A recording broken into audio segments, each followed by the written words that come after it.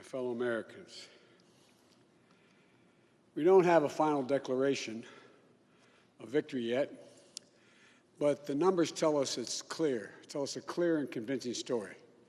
We're going to win this race. Just look at what has happened since yesterday. 24 hours, we were behind in Georgia. Now we're ahead, and we're going to win that state. 24 hours ago, we were behind in Pennsylvania, and we are going to win Pennsylvania. And now we're ahead, but we're winning in Arizona, we're winning in Nevada, and in fact, our lead just doubled in Nevada. We're on track to over 300 electoral votes, electoral college votes. And look at the national numbers. We're going to win this race with a clear majority of the nation behind us. We've gotten over 74 million votes. Let me repeat that, 74 million votes. That's more than any presidential ticket has ever gotten in the history of the United States of America. And our vote total is still growing. We're beating Donald Trump by over 4 million votes. And that's a margin that's still growing as well. One of the things I'm especially proud of is how well we've done across America. And we're going to be the first Democrat to win in Arizona in 24 years. We're going to be the first Democrat to win Georgia in 28 years. And we've rebuilt the blue wall in the middle of the country that crumbled just 4 years ago. Pennsylvania, Michigan, Wisconsin, the heartland of this nation. I know watching these vote tallies on TV moves very slow, and as slow as it goes, it can be numbing. But never forget, the tallies aren't just numbers. They represent votes and voters, men and women who exercise their fundamental right to have their voice heard. And what's becoming clear each hour is that record number of Americans of all races, faiths, religions chose change over more of the same. They've given us a mandate for action on COVID, the economy, climate change, systemic racism. They made it clear they want the country to come together, not continue to pull apart. The people spoke, more than 74 million Americans, and they spoke loudly for our ticket. But while we're waiting for the final results, I want people to know we're not waiting to get the work done and start the process. Yesterday, Senator Harris and I held meetings with groups of experts on public health and the economic crisis this country is facing. The pandemic, as you also know, is getting more worrisome all across the country. Daily cases are skyrocketing, and it's now believed that we could see as many as 200,000 cases in a single day. The death toll is approaching 240,000 lives lost to this virus. That's 240,000 empty chairs, kitchen tables, and dining room tables all across America. We'll never be able to measure all that pain and the loss, the suffering that so many families have experienced. We know something about what it feels like to lose someone. And I want them to know they're not alone. Our hearts break with you. I want everyone to know on day one, we're going to put our plan to control this virus into action. We can't save any of the lives lost, any of those have been lost, but we can save a lot of lives in the months ahead.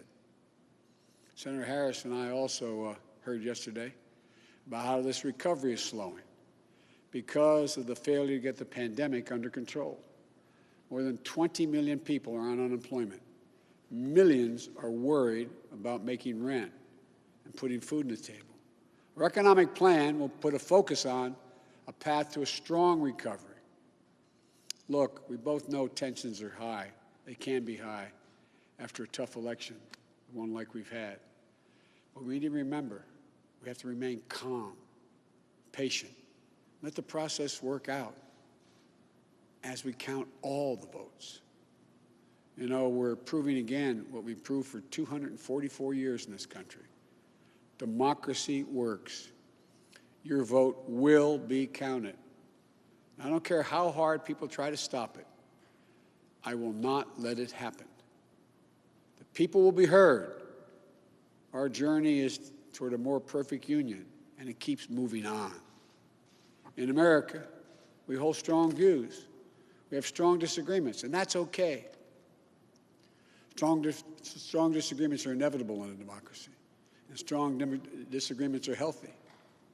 They're a sign of a vigorous debate, of deeply held views. But we have to remember, the purpose of our politics isn't total, unrelenting, unending warfare.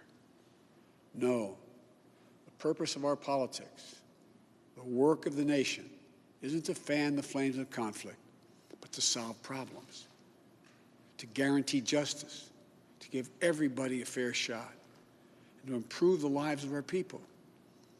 We may be opponents, but we're not enemies. We're Americans. No matter who you voted for, I'm certain of one thing. The vast majority of almost 150 million Americans who voted, they want to get the vitriol out of our politics. We're certainly not going to agree on a lot of issues, but at least we can agree to be civil with one another. We have to put the anger and the demonization behind us. It's time for us to come together as a nation to heal. It's not going to be easy, but we have to try. My responsibility as president will be to represent the whole nation. And I want you to know that I'll work as hard for those who voted against me as those who voted for me. That's the job. That's the job. It's called the duty of care for all Americans. We have serious problems to deal with, from COVID to the economy to racial justice to climate change. We don't have any more time to waste on partisan warfare.